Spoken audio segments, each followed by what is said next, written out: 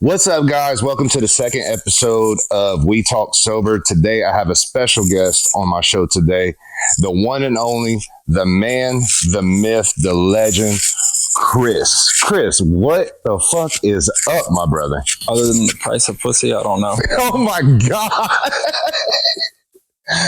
Dude, thanks for taking the time to come out and talk with me today. Dude, how long you got sober? Be 5 years in August, somewhere between 4 and 5. 5 years, bro. Yeah. That is a long fucking time, dude. That's like a whole goddamn decade in sobriety time, dude. But I don't count the first 2 years, really, because not that I relapsed or anything, but I'm looking at everybody else get their shit together. Right. And I still look like the dude getting fresh out of treatment. Oh, yeah. So what was your DOC, if you don't mind me asking? Liquor and heroin. No shit. I mean, I'd do anything. Like drinking is going to happen no matter what. And then as soon as the liquor is taken care of, let's go get some dope. Right on. Do you have like a certain specific brand of liquor or a type of liquor that you're like one of your go-tos? Heaven Hill or Canadian Mist was what I ended up. Not even the expensive shit, bro. Like the cheapest bottom of the barrel, like 80 proof, $2.79 a pint. I think I just got gut rot hearing those two names, man. I'm alcohol as well, so I could definitely relate, dude. And that is some heavy turf right there. Fucking Canadian Mist and Heaven. Oh my God. I preferred Heaven Hill, but like some stores don't have Heaven Hill. So what, where are you from? Baton Rouge for the most part. What part? My parents stayed in Central after I moved out, got kicked out, moved to Sherwood Forest. Shit, bro. So you was in the jungle. Yeah. Nice. Okay, cool. So leading up to that, like, tell me about the first drug usage, man, the euphoric experience, like when you knew like this stuff was absolutely for you. The first time I ever got drunk was actually at church. How old were you, man? It was the summer after kindergarten. Bro, God, this is going to be a good episode, guys. Like, my parents were very heavily involved in church and all that. What kind of church?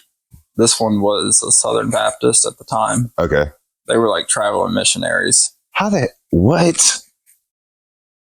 Oh my God. Make all that math for me. Okay, tell me about it.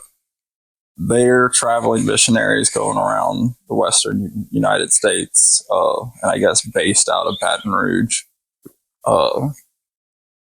And then, so like we would keep coming back to Baton Rouge all the time. And so we're at this church, and like church kids have a lot of time unattended where absolutely you're stuck up here. And it was like a hierarchy of church kids. It seemed like these were the cool ones. These were the fucking dorks. Well, just like anything else, you got your groups. And so one day we're out behind the children's building and they're smoking cigarettes. And so I'm going to go smoke a cigarette with them. They're letting me smoke a cigarette. And this is in kindergarten, or this is the summer after kindergarten. So like what are you, like 7, 8? 6. I started kindergarten at 5. Okay. So 6 years old and we're lighting up a cigarette. Yeah, dude, I thought I was badass. Yeah, no shit. I remember that feeling. And then they pulled out a glass bottle of gin. And they were like, drink some. Seagrams? Huh? Seagrams? God, you kids were gnarly, bro. They're church kids, man. But anyways, drinking, I was like, oh, this burned. But I was like, I can't look like a pussy. Yeah, no, absolutely not. I drank it, and I remember this dude being like, I'm not going to say his name because I don't even know where he is now, but he was like, you did it too, so if you tell on us, you're going to get in trouble. Right. And everything, I was like, tell on you? I'm not trying to tell on you. I'm trying to continue doing this. Hell yeah. What's crazy is one of those dudes is actually married to my sister now. Wow. So to this day, have you ever told on him? Huh? Have you ever told on them? We actually laughed about it. They came and picked me up from Monroe one time to go down there for Christmas or Thanksgiving or one of those. Shit, yeah. And I was like, hey, you remember Springs Baptist? when y'all got me drunk. Yeah. Yeah, it was like, worked out a lot better for you than it did for me, huh, dude? Yeah, bro. I mean, okay, so that's crazy. All right, so we're 6 years old drinking gin, and we're cutting up behind the kindergarten thing. So, like, that was the moment right there. That was like the euphoric, like, oh my God, I need to do this. I found this. Yeah. All right, so where did we find heroin at? Uh, Or where did this lead you to heroin? Tell me about the journey. Fast forward, and every chance I can find, I'll go drink. Like, I'll go to these church functions because I know these kids are going to be there. And I wasn't really connected with school because they were doing the traveling thing all the time. And then they ended up settling down around sixth grade, and at this Christian school in Baton Rouge, they became teachers there. And in 7th grade, I got a job at this seafood market in Baton Rouge, which was a blast. Okay. They would let us drink stuff up there. Yeah. And so now I'm in like 7th grade, making $300 or $400 a week and drinking. And oh yeah, dude, at 7th grade, you're killing it. Yeah. Fuck yeah. I thought I was the shit. And then long story short, this dude that I was cool with up there, we took a car to go try and see his people in Kenner. This doesn't sound like it's about to end well, but yeah, go ahead. And we got there and could not find anybody to get us liquor. Man. It was all bad, but his older brother was like, well, I can get y'all some heroin. Just do this. What the fuck, bro? And like, not Xanax, not pills, not nothing, dude. Like, his older brother was on heroin. And so I guess, like, in hindsight, looking at it, if you put me at the peak of my addiction and these kids were like, here, get us some liquor, I'm like, well, how about I just take your money and we all get dope? Okay, that's making sense. I eventually became the dude that gave me the heroin. I didn't go straight to doing heroin every day after that, but I remember after that I was like, well, I guess I can smoke weed and shit now, since I kind of did that one. Seems like a green light. Yeah. So this dude, you're in 7th grade. This was between 7th and 8th grade. So what, 13? 12?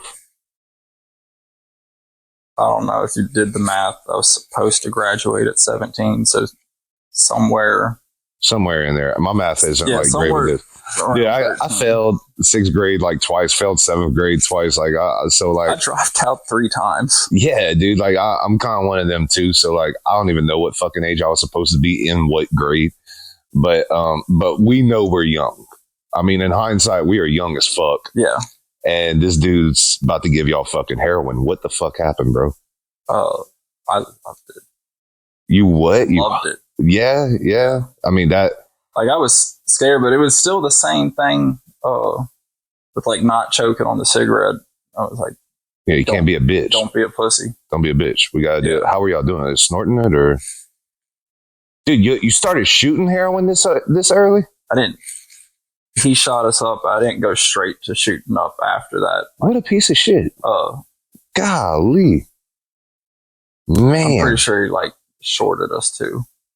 Oh, what a dick for that. Yeah. You know? Fuck the heroin, bro. The fact that he didn't give y'all what y'all paid for, you know what I'm saying? That's fucked up. Because we gave him like $80. I said, we had money at the time. We don't have no bills. Yeah, dude, you was working at that seafood market. $400 a week, bro. Gangsta as shit. Yeah. And then, so like, that was the euphoric moment where it was like, oh God, this is for me. Yeah. Fast forward the years after that, and now I'm like selling weed at this school that my parents teach at, and I'm not even staying at their house, and they're getting questions like, where's your son at? And they're like, fuck if we know. Oh man. Let us know if you see him. And then I found out they were going to drug test some people, so I dropped out, and then went back to a public school, and then dropped out, and then went back to do some like automotive tech training. Okay. And then when I finished that, dropped out. You kind of went into like one of them programs like where tech. Yeah. I was in the same thing. Yeah. I was doing electrical, and I was doing computer. And I dropped out of the computer part, but so I went like straight electrical for a while. But like, yeah, it's because they couldn't keep me in school, dude. Like, no, bro, even if you put me in school in a classroom, like, I was not paying attention. I was fucking with hoes. You know what I'm saying? Like, I was sleeping. Yeah, or sleeping. Or I was being a complete asshole to I'm everything. Out till like 4 a.m. every night. So, like, I really would sleep at school and just run the streets doing hood rat shit all night. Hell yeah. Which is crazy because I come from a good family. Really? Like, so, well, I mean, your parents were traveling missionaries. I mean, yeah, this is probably on paper, this is like model size family. And part of what it was, like, I think because my mom, like, maybe saw weed one time. So whatever any of the signs were that your kid might be doing drugs, your kid might be carrying firearms, you're like, no idea. Yes, like, kind of passed over her, and your dad said it's all the emo shit. So they're like, he's just weird. Yeah, he's just going through a phase. Yeah, it's just a phase. Wow, man, it's not a phase, Mom. It's not a phase. So like in this whole time, like we're drinking. Like, has you drank at that young of an age? I'm kind of curious to know. Had your drinking ever took off to the point where like maybe you was withdrawing or like you was detoxing at any point off the alcohol? Or I mean, did this kind of lead into like? See, like, if I'm drinking, bro, like, I'm more prone to do other shit. You know what I'm saying? Like, I'm not going to go out there looking for other shit. But if you give me alcohol and I'm drunk enough, of course I'll do ecstasy with you. I don't know that I realized it was detoxing from drinking. It was just like, maybe we drank too much yesterday, but I'm working at this seafood shop every day. So I'm drinking every day and then just drinking all night. Damn. Yeah. So there's no way your body was not detoxed. Yeah. But if I'm always drunk, then how would you know? There was something I noticed.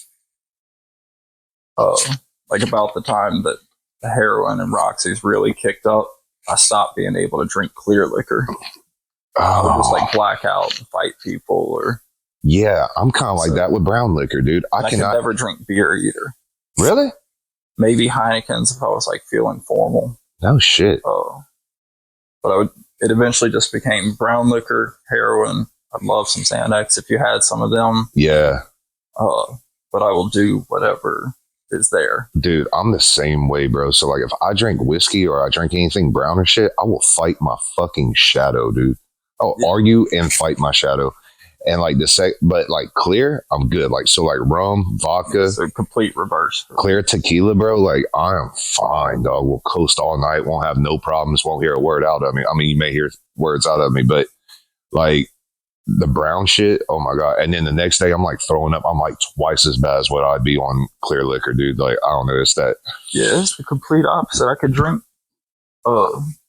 it averaged like 4 to 8 pints a day, just depending on how the day went, what we were doing, what quest I found to go on that day. Yeah, I never really mathed out my pints till I fucking got to fucking rehab. You know what I'm saying? I like started doing that whole drug history thing they make you do.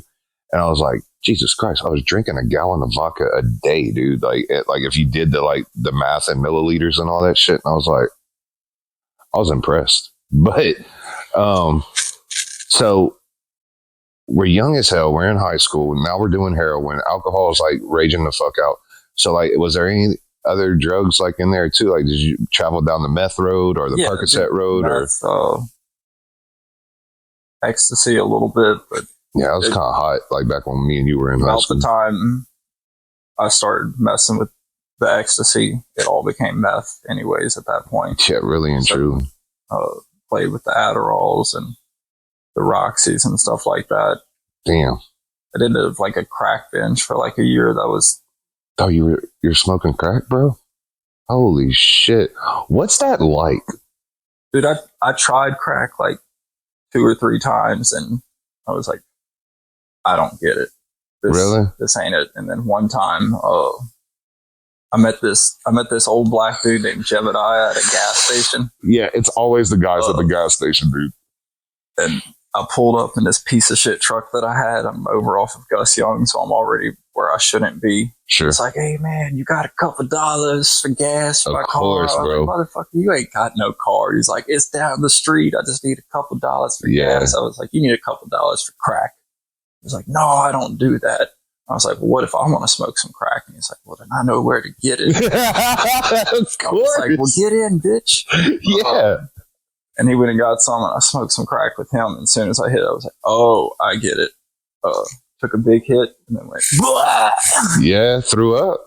Like full throw up. I mean, what was the sensation like? Like I've always wondered that. Like what's the feeling that you would describe? How would you describe crack? Very rushing. Really? Yeah. So like we're super stimulated. Yeah. Okay. One person has told me that like it's the sensation of being on a fucking roller coaster. I could see that. Like something like the drop all the way to the turns. Falling, but not falling. Damn. And stimulated at the same time? Fuck that. Absolutely not. That, like, dude.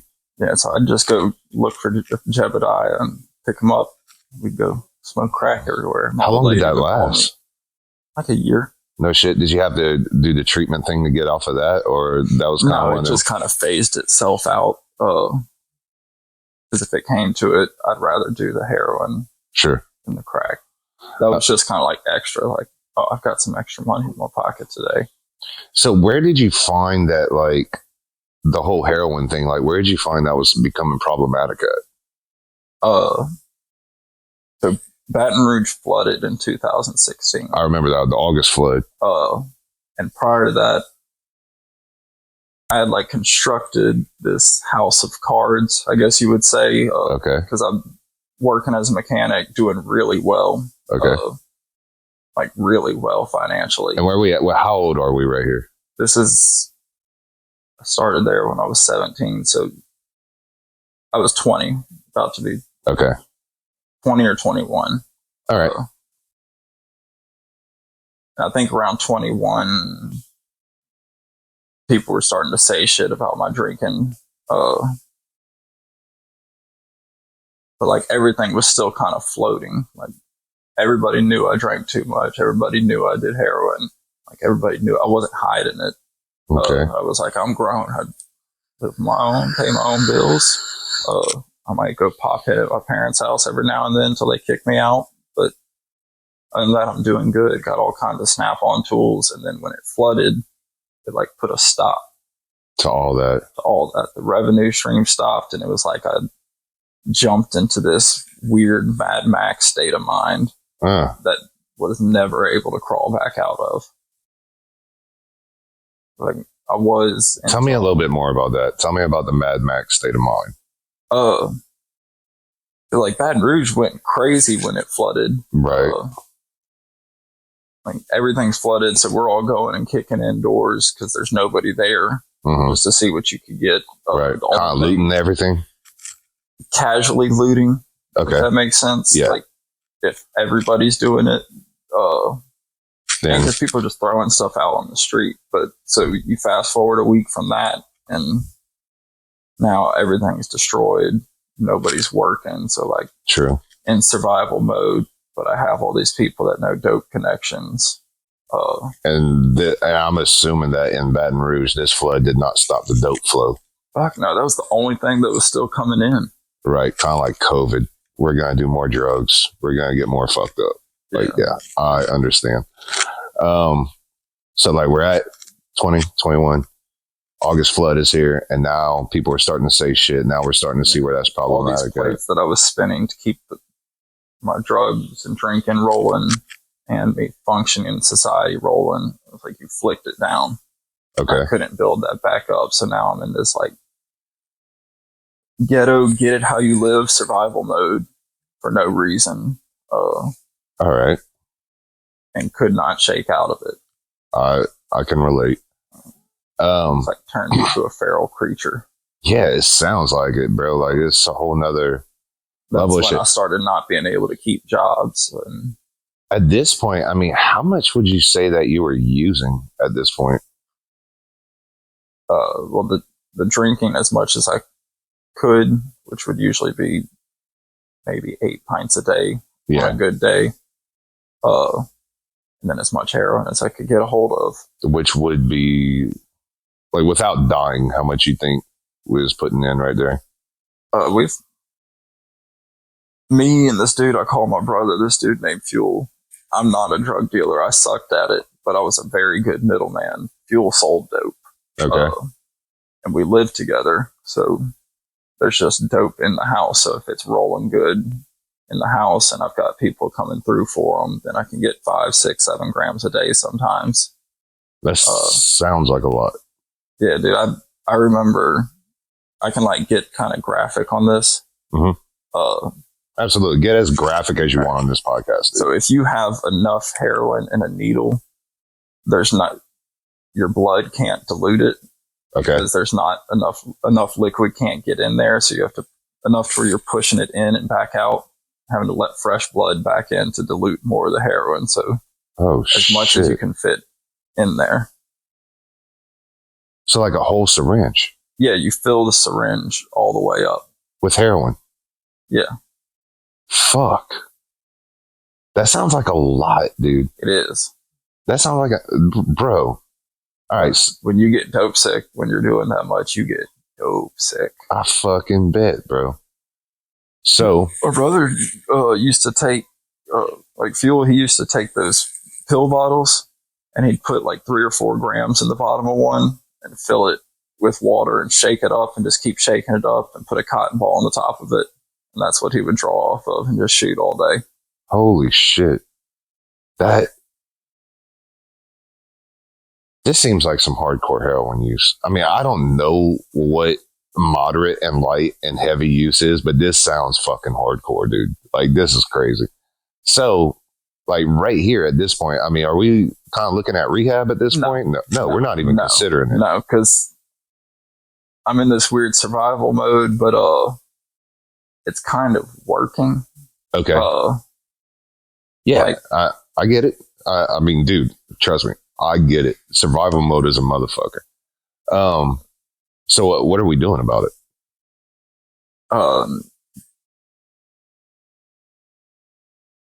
Really just a bunch of hood rat shit I have no business doing. Okay. I remember I'll get caught up and stuff, or I remember having to go into somebody's house before to get something because I owe this dope man like $1,300. Like, you want to get fucked up or you want to go get my shit for me? And I was like, yeah, I want to go get your shit for you, bro. I don't want to get fucked up. No, not like they will in Baton Rouge, dude. No, dude, I was like, dude, you're like 300 pounds. I know you're not talking about killing me because we've done business together for like 5 years, but right, they're talking about like beating the fucking piss out of you. Oh, bro. Yeah, and I've seen them do it to people. Yeah, so we're not trying to catch that smoke. And then so once I realized that I was capable of doing that, like, I'll go on a duck mission. Yeah, no shit. Yeah, I'll go on a crash out mission. Just Why not? Run up in somebody's house, grab their shit, come out, you're in the clear. Not a bad deal. Shitless. Yeah, I bet, dude. Like, because this is the biggest I've ever been. I was a lot smaller. Were you? So like your size right now. I'm like 165 right now. This is the biggest I've ever been. Holy shit. So somebody sees you coming into the house. I mean, they could just pretty much flick you out of that motherfucker. Damn. And I remember Fuel telling me one time, he was like, why the fuck are you wearing a mask? And I was like, because I don't want anybody seeing me. Sure. And he was like, you are white with dreadlocks. Mm-hmm. With dreadlocks. Yeah. You're one of them kids. Okay. He was like, everybody around here knows who you are. Like, just accept it. Stop wearing a mask. Ain't no fucking use. Yeah. Shit. It's like you're not hiding from anybody. And like that stuff just plays off itself. Now my life's getting crazier, so I need more drugs. So now I'm hanging out with more dangerous people. Really just to keep doing drugs and stuff. It's absolutely chaos at this point. At what point did we get so fucking... At what point did it get so crazy that, like, now I'm, like, considering rehab for you? So I had 2 dope men, mainly. Because they had good stuff, and they, for the most part, did right by me. Like, one of them helped me a bunch of times. He would say stuff like, I'd bring somebody around and he'd be like, yeah, don't fuck with him no more. And he'd show me how to look up that they're a CI or like anybody that has to promise on their mom or promise on something. You don't fuck with that person. You do that. I remember him calling me somewhere and he was like, they're about to go raid so-and-so's house. what? And he was like, they just popped this dude. He was like, sit here and watch and give me some dope to stay there with them. And sure enough, my phone starts ringing later, like, hey, they just got so-and-so's house. Him and his old lady are going down, blah, blah, blah. I'm like, well, glad I'm over here. No shit. Because it was like just a spot I would hang out at. It was an abandoned house. Okay. That was right around the corner from my house. Kind of squatting, more or less. They were squatting, like the house was in their name, but no power, no. Yeah, I mean, it's just.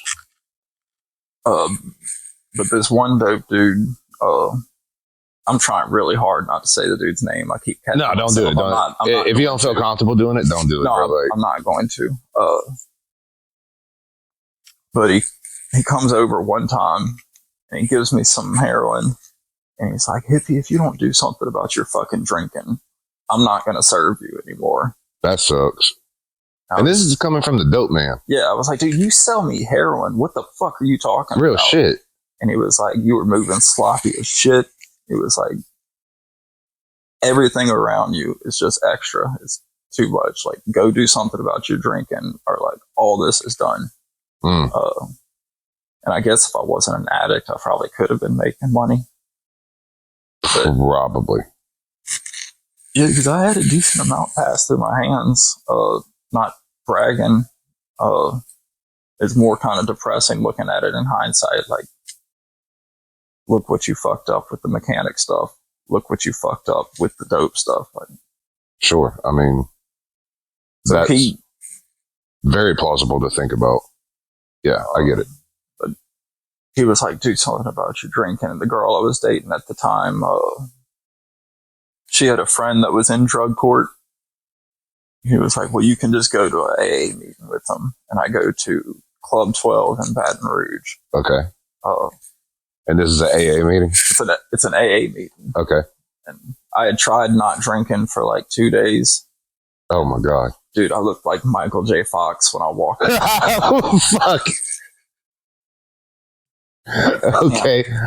Hold cigarettes or anything. And, yeah, bro, the shakes are gnarly, bro. That's the point where I have to drink again.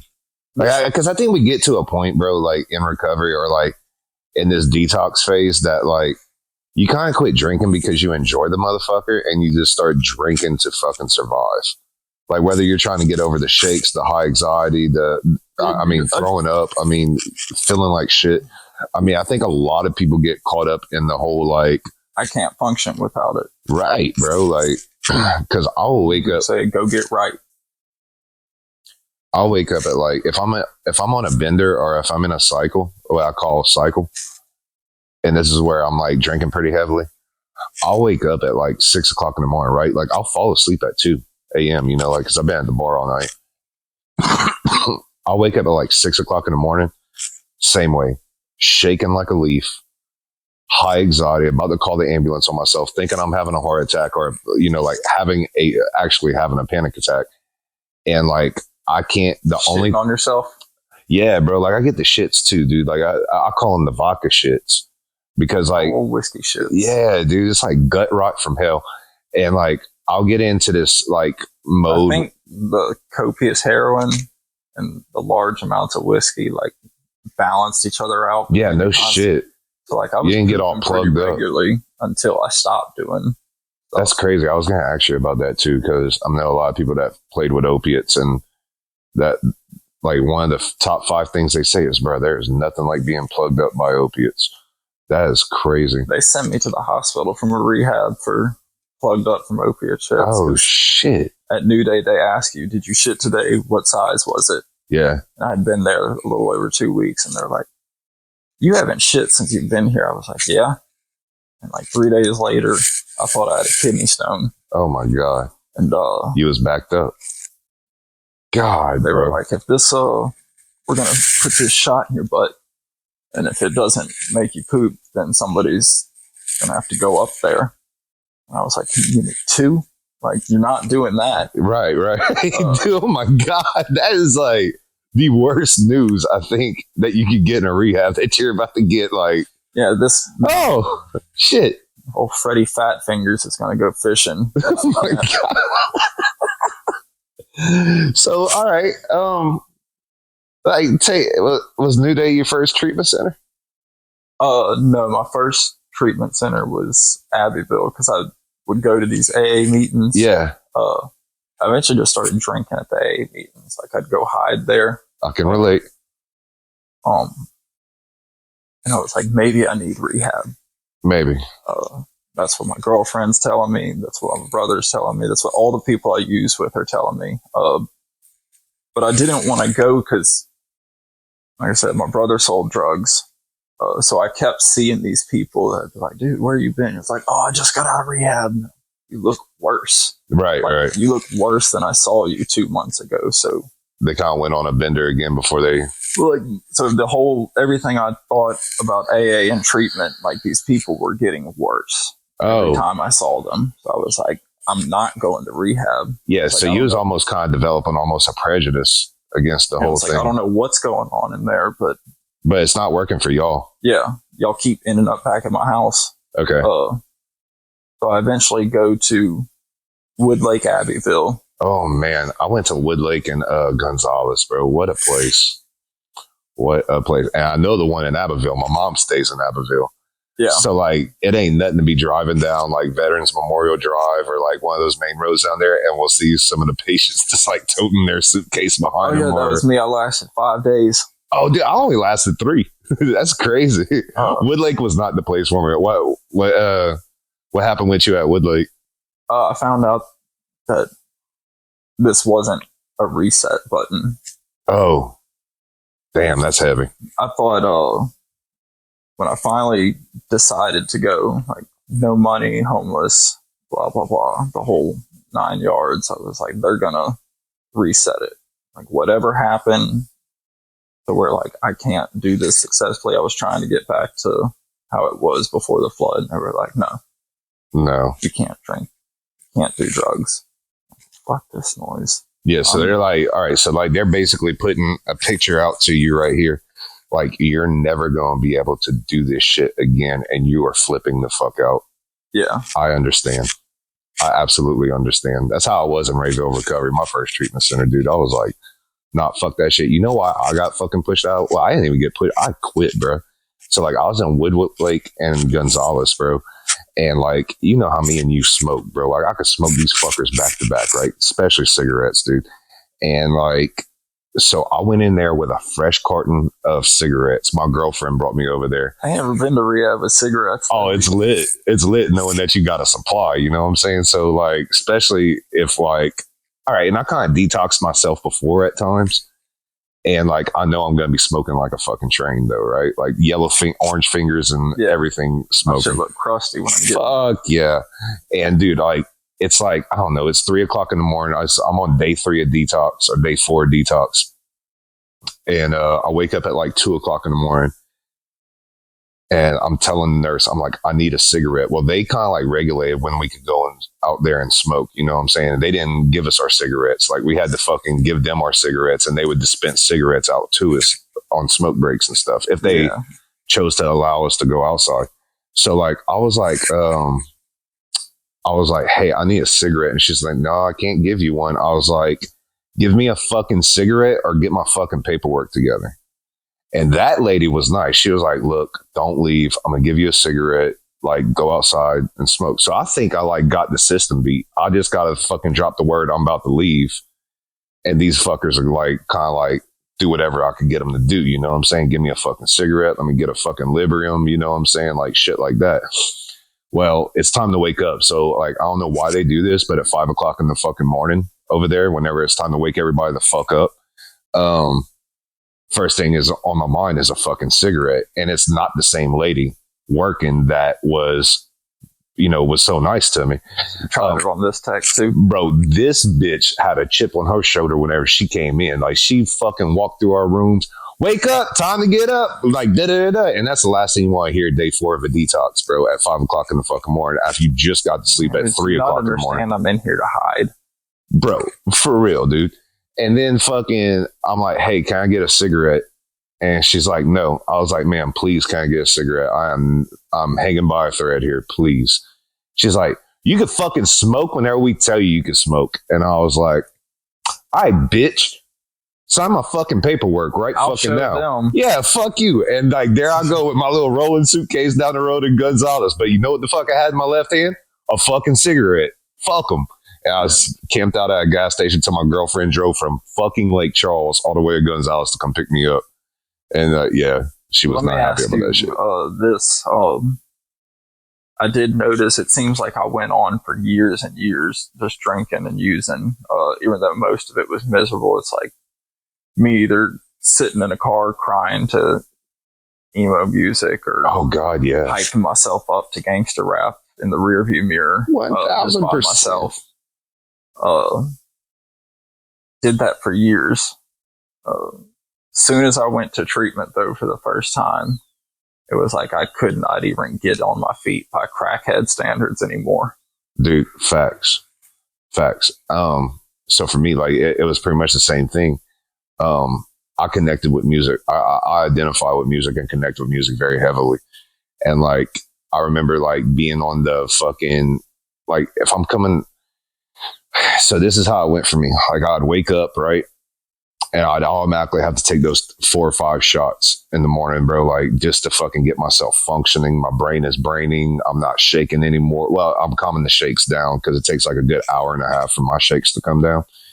And while I'm doing that, like I'm scrolling on social media, right? And like all this music's popping up, all these motivational videos and like kind of like it was for the gangster rap for you. So like I'm getting hyped up by these motivational videos because they're telling me that I'm a piece of shit and I'm not doing anything with my life.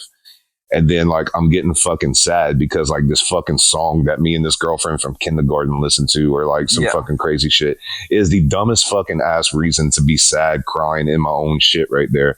But I am making it such a fucking thing. I've got dude. much better reasons to be crying. Fuck yeah. Like 1000%, bro. Like I'm like, oh my God, I wanted to fucking kill myself. And then like the next video. Yeah, I'm a bad motherfucker, dog. Like, fuck this shit. I'm a king amongst men and shit. Like, get the fuck out of here, dog. Like, crazy. And as soon as I fucking get to rehab, I'm like, that was so fucking stupid. And I hate that music. And I hate that dude on those videos. And like I'm a cringy motherfucker. Yeah. I'm on crack. So. Exactly. So we're at Woodlake in Abbeville. And we can't hit the reset button. So we're dipping out, right? Yeah. Okay. So I try and go back to what I'm doing.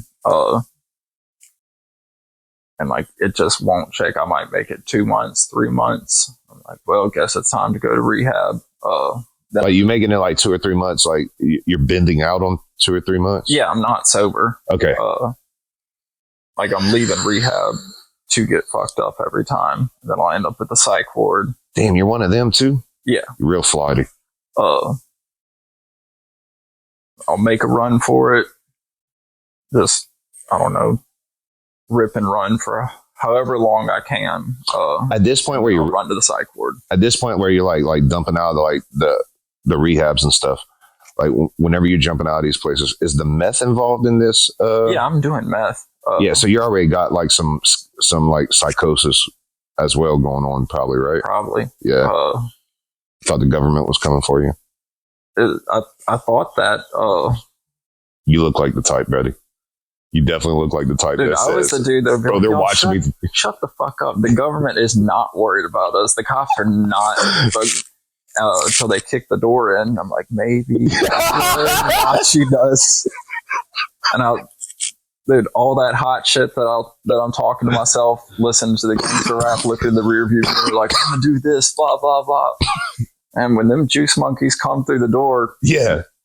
Oh shit. Maybe they are watching. I was like, that was way faster than I expected. Yo, dude. I'm impressed. All right. Y'all. Like, I thought I was way smarter and prepared than y'all are. Yeah, fuck yeah, but you're not. No. Oh my God. No. I can see the look on your face when the cops are kicking in the door like, holy shit. Dude, that's crazy. Okay, so we're doing these sprints in between rehabs and detox centers, right? Or was there no detox centers? Psych ward detox. Okay. I've never been, but I heard it's fun. They start getting faster and faster and faster.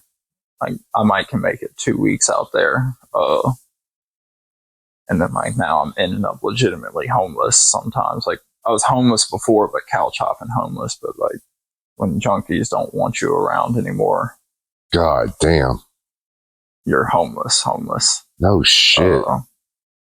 So, God damn, bro. Because they can't, bro.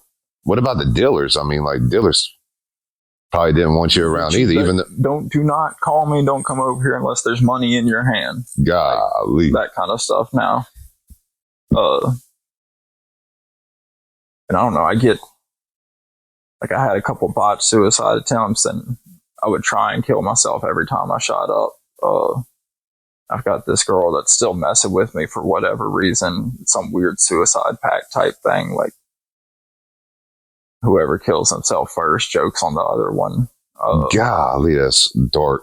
Yeah. Man. So, where did it finally click at, man? Like, where did the light come on? Where did it... I don't know. I do know right before I got sober, I'm staying in this slumlord house, picture sober living style setup. Okay. But it's not sober living.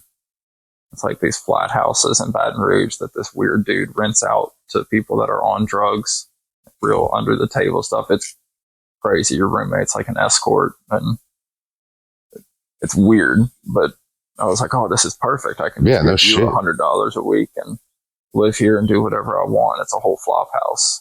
How much was it a week? 100. That's not bad. It's not. It's $400 a month. Okay. That's utilities, everything. Yeah, that's doable. Shit. But they're shitholes. Yeah, okay. So, like, I wasn't actually homeless this time, but I had just quit another job. And so, like, I knew within 2 weeks, like, I'm going to be homeless. And I remember thinking maybe I could just go, because they kept sending me to Monroe like 3 times before this. Okay. Through the Medicaid circuit, I'd end up in Monroe, and I remember thinking, I was like, well, I know I can just go back to Monroe again. Yeah. And try it up there. Why not? At least get away from here, because this is getting very miserable very fast. I could imagine. And so weirdly enough, I call my dad, who does not fuck with me, who has like an arrest on site order for me. And I'm like, hey, I need a ride to a AA meeting. What do you talk about? I was like, please. And so I have him take me, and I call the dope man. I was like, look, man, I'm about to get the fuck out of town. Front me something. Get me a bottle of whiskey. And my plan was like, maybe if I do... It's always the fucking alcohol. Like when we're ready to make this change, that one last straw, it has to be the alcohol. I was like, I just need to do all this heroin, and chug the whiskey, and maybe I could kill myself properly. Because before I'd do a bunch of it and be like, well, let me save some for when I wake up. Right. So we're not dope sick. No, so I get him to drop me off at Baton Rouge Detox and just start chugging whiskey and shooting dope in the parking lot, and could not overdose or anything. Damn. Didn't even really seem to get fucked up. And I was like, well, I guess I'm going back into the psych ward again. Yeah, I already know you were pissed the fuck off. I think I knew I was done, even if I didn't know it yet. Yeah, that feeling of defeat, like once you're at the end of that rope, bro. Like I was just there 2 weeks before. I remember the psych ward nurse walking up and slapping me in the lobby. She was like, "Why did I fucking tell you if I saw you in here again?" Damn. I was like, that you were going to slap me. She was like, "God damn it, boy, blah blah blah." I was like, "You got any cigarettes?" I was like, "Miss Pam, you know I don't have cigarettes. When have I ever had cigarettes?" Yeah, no shit. And so then they sent me. They were like, "Where do you want to go?" I was like, "Man, send me to Monroe." And they were like, "Well, New Day said you can't come back here, and your insurance definitely ain't paying for like Palmetto or something like that." Damn. They were like, "We can get you into Rayville." And I was like, "Well, where's Rayville?" And they're like, "It's pretty much Monroe." Rayville Recovery. Yeah. Fuck, dude, you're the second one, bro. Like Ronnie was there too. I was there too. Like, damn, man. I guess this is gonna be a thing, maybe. I'd say sorry, Rayville Recovery, but if you can stay if you can stay a full 28 days at Rayville Recovery, you might actually be ready to get sober. And I didn't even say that. I didn't even say nothing this time, y'all. I didn't say one fucking thing. I wasn't even hinting that it was like, God, like 1930s psych ward cranks and straps on the bed. It does. It does. I left that part out on the last podcast. Yeah, fucking Ronnie S was here like last episode, and we was talking about like how like, dude, if you fucking get through that shit, you're a trooper, bro. Like, not that you won't learn anything from yourself, and we're not here to talk shit on fucking treatment centers, but no, that's where I drop people off now. Like, dude, like, I'm like, oh, you want to go to treatment? Here, I'll bring you to Rayville. That's it. Real talk. I mean, there are some things, and guys, I'm gonna say it on this podcast too. If you are watching this and you need a bed right now, and Rayville is the only place that has a bed open right now, do not wait. Go get the fucking bed. So Rayville will take you without insurance and sign you up after you're there. That's what happened to me, bro. And I got some damn good Medicaid right now going on, dude. I got AmeriHealth, like across the board. A lot of stuff that shouldn't be taken care of is taken care of. And I have no issues getting into doctors, treatment centers, shit, even dentists, bro. Like, and it's nice. That happened because of Rayville Recovery. So like you're at the end of the rope, and now we're going to Rayville Recovery, right? Yeah. Okay. And like I could tell it was different because every other time I had a plan. And this time you just fuck it. I'm like, I'm not trying to be the coolest dude at rehab anymore. No, that guy sucks. Yeah. I've been all the rehab characters that you see on the like Facebook meme pages of like dank recovery memes and stuff like that. Yeah. The like rehab character of the day. At one point I was all of those different characters. Were you ever like the ones that I love? And like, I'm not clowning them whenever I say this, but like the ones that I see that go in there and they're like super Jesus. Like, you know what I'm saying? Oh man, we had maybe not that one. I had some religious thing was a big deal. It's like, you want to come at me with the religion? How about we open the Bible up? Like, it's like I didn't look like it, but like, bitch, I was raised on seminary campuses. Oh no, like, shit! Your parents were missionaries. Bedtime Bible stories where we're going to discuss Sodom and Gomorrah and theology and all this kind of stuff. And I'm like, all right, time for bed. Here's some Mozart. Fuck, dude. Yeah, that was like that's really a game they're not going to beat you at. But I had no plan this time. No plan, and we were just cruising. We're going to like take suggestion. No, maybe just a fuck it attitude. Got you. They're like, what are you going to do? I was like, whatever. Put me in a halfway house. And I was still doing morphine in there because they had a lady that was getting it. She was like dying from some stomach thing. And she was like, I don't even like these morphines. It was actually a dude. But he was like trans post-op. Okay. Trans, but they still put him on the dude's side. Shit. There was some shit going on. Oh, shit. Like, I could fucking imagine how treatment center A meetings are already weird, but now when you got a couple dudes trying to act hard, but they're both sleeping with this other dude. Right. What the fuck is going on? No shit, bro. She was cool. I bet them fucking I bet them smoke sessions by that Coke machine every morning was lit. I mean, I bet that was the hot topic anyway. And so she'd put everybody on blast. No. She didn't do it during an FCC meeting. Huh? She didn't do it during an FCC meeting. She kept her mouth quiet through every AA meeting. Oh, okay. I was about to say, man, that would have to be the most lit FCC meeting I've ever seen. Let me change this battery out. So we're in Rayville Recovery. And we are looking at, did you make it 28 days? I stayed the 28 days, somewhere around 2 weeks in, and I'm snorting this lady's morphine. 2 days in. 2 weeks in. 2 weeks in. And I'm like, dude, I have to go to a halfway house when I leave here. They're going to piss test me after the halfway house. And yeah. I'm like, you did not fail for morphine when you showed up at treatment. I'm like, I need to not do this anymore. Thankfully, she got kicked out like the next day. by some miracle, because if she was still there, I'd have still been doing the morphine. More than likely. Where are you gonna go? Like, I don't know. Send me to Monroe. That was the only plan I had in my head. I was like, I know there's recovery in Monroe. Yeah, huge. I had seen the CR stuff before a couple times through New Day, and I was like, this is not my jam.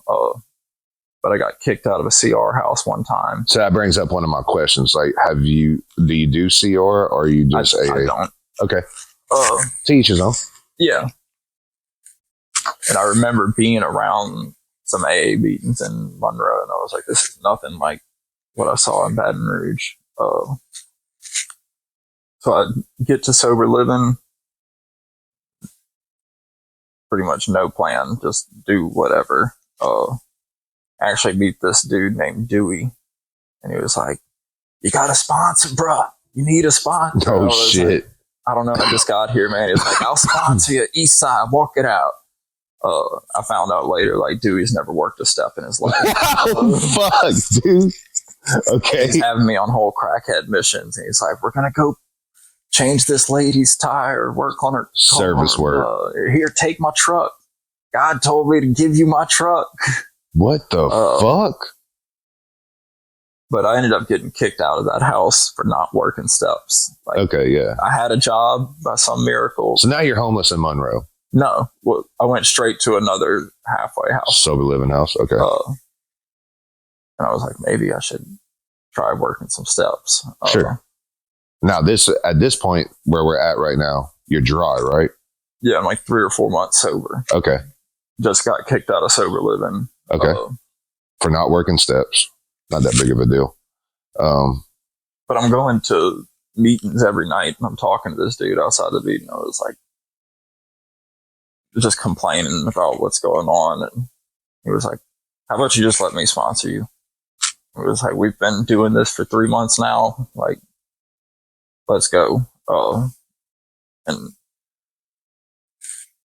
a lot of people didn't want to be around the dudes that ended up getting me sober. They'd be like, oh, can we say meeting names? Yeah. It was all the old timers at We Care. Oh. Like, my first interaction with them was me sharing in a meeting and Mr. Dan stopping me and be like, you need to sit down and shut the fuck up, boy. Yeah. And it was like, nobody want to hear anything you got to say. You can say your name, you're an alcoholic, and you're glad to be here. Other than that, shut the fuck up or get out. Yeah, and that's how it's going to be at an old head meeting, bro. Like, sorry, man. Like, but I noticed I was going to other meetings because I didn't have shit to do. I'd go to the one where all the girls are and the young people are. And it was fun. But you start noticing stuff like, nobody have more than 5 months sober in here. Like, I just watched somebody pick up a 20-year chip at this other one. Like, so like I saw a lot of people getting sober at these other meetings, but not a lot of people staying sober. Okay. And I was like, maybe I should just mess with these people. Sure. So this dude became my sponsor and started taking me through the steps. And every time I didn't want to do something, I'd be like, well, let's just go get drunk. You're not miserable enough. Let's go. He'd drop me off at Tiger Mart with $20 and be like, when you don't want to do a 4-step, go drink. No shit. I'm like, well, hold on, let's not go that far. Right. But I mean, that's one way to handle it, bro. I mean, it's tough love, but I mean, it is what it is, man. Like, that's the reality of it. You don't want to, you're not willing to do this, meet me in the middle here. Well, I mean, go meet yourself on the other side. They got an old dude up there, and he's always saying, it was like, if I still got ideas or I got plans or if I know what I'm not going to do or the way I need to do it, then I got a step one problem and I need to go back out. No shit. That's one way to look at it. Yeah, he'll tell people, like, go drink in the middle of the meeting. That's absolutely one way to meet. We scare, and I'm like, why? That shit saved my life. I actually like the We Care meetings, bro. For that reason, right there, they're not going to sit there and play bullshit with you. God damn, dude, that's hardcore, but it is the reality of what we're dealing with here. So we getting through the steps now. We're working the steps, and I mean, you said for your first 2 years of sobriety, like, you was kind of like just existing and coasting, right? I was having a blast. Okay. Because I've been living however the fuck out in Baton Rouge. So I've got a job. I've got cigarettes. I can go out to eat after the beating. Some of these females are dumb enough to look at me and start messing with me. I was like, why not? Life's perfect. Yeah. I was like, I ain't got a car. I ain't got $1 to my name because I spend all my money right when I get it because I don't know how to act. Sure. But I'm sober. And I'm going to these meetings every night. And I meet this dude named Darius. He comes in when I'm like a year sober. And so I'm only hanging out with all these old timers. And nobody my age wants to hang out with the old timers. True. And then Darius comes along. And I don't know why me and him kicked it off. But he's hanging out at We Care every night too. And so, that's the crazy thing about AA, bro. We end up making some of the best friends out of people we would never hung out with in our addiction or out there. The best man at my wedding. Yeah, dude, that's what I'm saying, bro. Like that, it's crazy how those relationships spark, take off, and like just go the way they go. So like Darius is in the rooms with you, so now you got a right hand man in there. He don't know how to act either, so pretty much. No, he does not. I know who we're you're talking leaving about. the meeting, and they're like, "Go straight home." We're like, "You go straight home, bitch." And then like, we're going to go see what they're doing at the dope house. Yeah, fuck yeah. We don't know what else to do. Yeah, fuck going and catch a movie or go eat or any of that. Well, we would go eat with them, and then after that, yeah, I feel you. I didn't realize. I heard a speaker say this at a convention. He was like, "You need a sponsor, you need a home group, you need a service position," and I had all those things going on because that builds all three sides of the triangle. Absolutely. For you. Like that's the main two things. It's like, and you need a road dog, and your road dog is not your sponsor.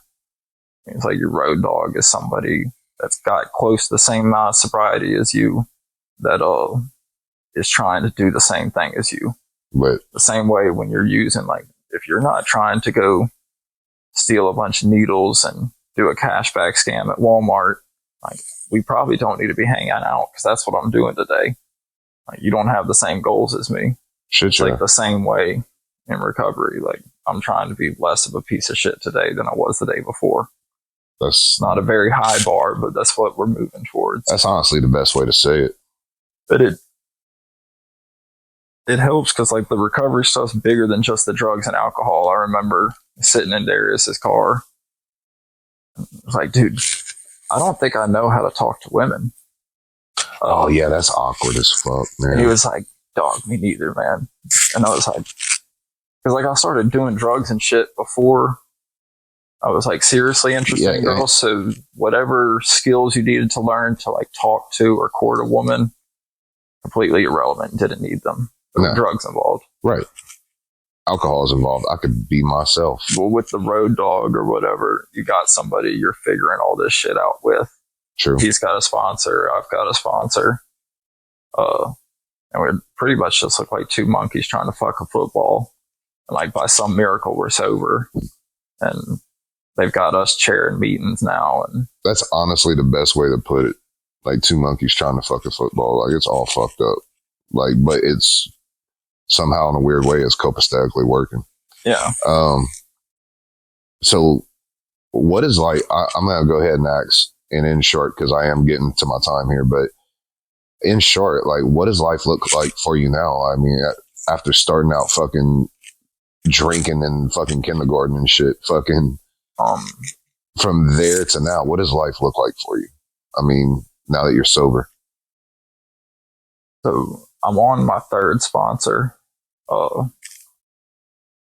And like, obviously things are getting better in my life. And his whole thing is like, if God blesses you with wood, you're going to build a taller fence or build a bigger table. And so I don't know if it's out of fear, but I'm like, if I don't give back, if I don't involve other people, if I don't do the next right thing, like I'll fuck this all up. Sure. I didn't do this, but I have the ability to fuck all this up. And like the fact that I could even say God today without it being followed by the most blasphemous shit you've ever heard in your life. Right. That's what's crazy. That's kind of like one of the miracles for you. Yeah, and I, even though I don't think of God the same way probably most anybody does, I don't think Christians own the word God, just like gays don't own the rainbow. But it's what's associated with it. There's nothing you can do about it. Sure, no. I mean, this is classic propaganda, if you will. But I know you're running out of time and stuff, and it seems like the AA book is How to Find God for Dummies. Wow, yeah. Is what it comes down to. That is one way to look at it, for sure. So you had mentioned that you have a wedding coming up. So we're getting married now. Yeah. And life is good. You got a job, obviously. You're just getting off of work. Guys, if you've been watching this podcast and you've seen his hands and you're wondering what the fuck is going on, my guy is a mechanic at a very good mechanic shop doing power sports. Yeah. Power sports. And he just got off of work and he didn't really have time to stop and take a shower before he came over here. So that's where the grime is. So you're holding down a job, you're employable, you're getting married. What else is a big accomplishment for you in this? I think I go through little revelations, and I'll make it quick, but a big one was like the whole God thing's an issue when I come in.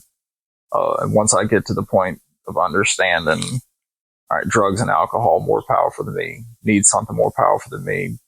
Doesn't matter what it was. If I had any working conception, then I wouldn't need AA to do this kind of stuff. True. There still leaves the big problem of, well, I don't believe in this shit. There's a lot of stuff I don't believe in, but as far as what I believe, I don't know. So the whole thing about those three pertinent ideas, A, B, and C being God could and would if he were saw it, like, if it was worded any other way, I'd be fucked. Like if it said God could and would if you believe in him, or God could and would if you say John 3:16, you pray to Mecca 5 times a day, you do these chants, like I'd be screwed. All it said was, if you saw it, are you willing to do some looking? And like that's what saved my ass for the first couple years. Like, go look, there's all kinds of shit you can go look into. And the 12 steps is a pretty good starting place. That's heavy. Like a how to get on the path to start looking. But I think the revelation that's been eating my lunch the last 4 or 5 months is like I'm supposed to be trying to be more what I think my creator would have me be and help other people and do the next right thing. It's the idea that when I was out there, I didn't have to tell nobody that I was on heroin. True. Like you knew just from looking at me, you knew what I was doing. You probably looked like shit. You knew what God I was worshiping. Yeah. So it should be the same thing. I shouldn't have to tell anybody I'm recovery. I shouldn't have to tell anybody that I'm actually doing this stuff. I shouldn't have to tell anybody that I'm trying to live a life for a higher power. Like, kind to have that apparent glow, if you will, right? Makes sense. What do you feel like is one of your biggest consequences that came out of addiction? And you don't have to go into full detail about it, but I mean, there's the obvious stuff like hurting my parents, and I hurt a bunch of people. Like, nobody's life was better for having come in contact with me. I don't know, I think a lot of wasted time, and maybe probably saw parts of the world, like the things people can do to each other, and like the shit that I would do to other people that was completely unnecessary. Okay. Fair enough. Well, I like it. Just kind of messes with your head a little bit. Oh, absolutely. And it leaves you, like I look, like you were saying, I look at my life today, I'm getting married, I've got a job, a house, I'm not scared to answer my phone from anybody. I've got enough money to go buy a pizza when I leave here if I want.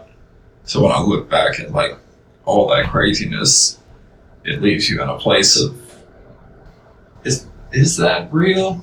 Right. if I drink again, is it going to go right back to that? Yeah. And thankfully, I see people go back out and it goes right back to that. I'm like, oops, better button up again and get back on my grind. No shit, man.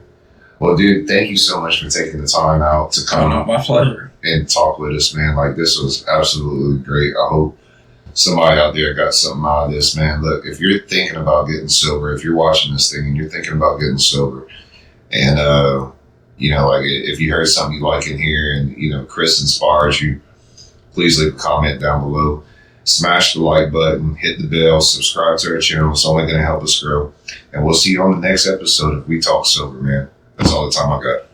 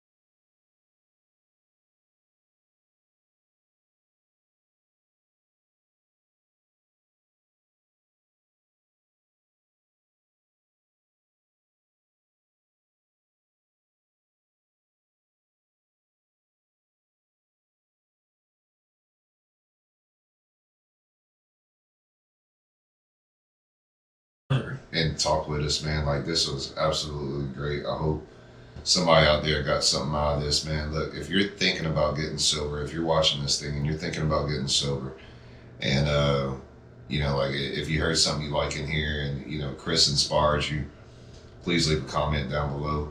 Smash the like button, hit the bell, subscribe to our channel. It's only going to help us grow. And we'll see you on the next episode of We Talk Sober, man. That's all the time I got.